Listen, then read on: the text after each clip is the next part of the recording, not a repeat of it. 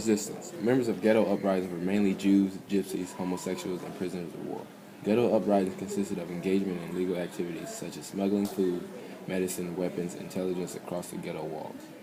There were many uprisings such as Bedzin Ghetto, Białystok Ghetto, Czech Ghetto, and the biggest of them all, Warsaw Ghetto. Main goals of the uprising were to organize the uprising, then break out of ghettos and join partisan units in fighting Germans. Physical.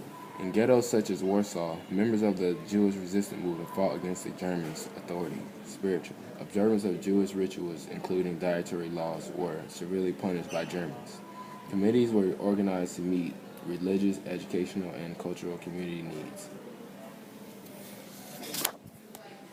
The Jews in the Warsaw Ghetto fought the Germans with arms they had smuggled into the camp from outside help. The Jews attacked the Germans by rushing at them at the loading dock. Their goal was to delay the deportation of Jews from Warsaw to Auschwitz. The attack was successful. What emotional, mental, intellectual, financial, physical, and social resources did they use? Armed. The Jewish Greeks who were sent to the ghettos on the islands of Crete were the most civilized in the ghetto. They used this to their advantage. The guards didn't expect to have violent prisoners. The Jewish Greeks knocked a guard out with a shovel and took their weapons. Unarmed. They had newspaper articles, the hidden schools, and libraries hidden in the basement and smuggled food.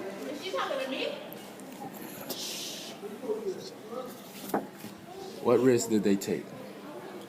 What would have happened to them and their families if they had been caught? The Jews that fought back in both armed and unarmed resistance groups risked being captured and being taken to either work or death camps, or they could be tortured or killed on the spot.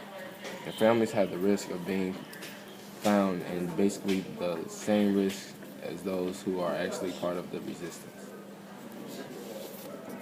Spiritual resistance. What did they accomplish? They forged passports and papers. They had underground tunnels where newspapers were made and distributed to others in the ghetto. In ghettos, they were established underground schools as well as, example, in Poland, they had secret religious libraries. In resistance, ghetto concerts, lectures, theatrical productions, cabarets, and art contests took place.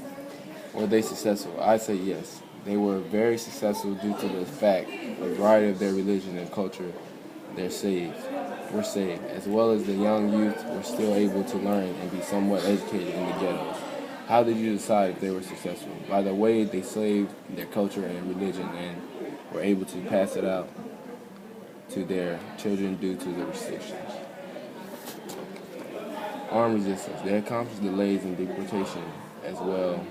Many escaped and were able to join the force against the Nazis. They were successfully in a way because although many were killed during the uprising, many people were saved because of the delays.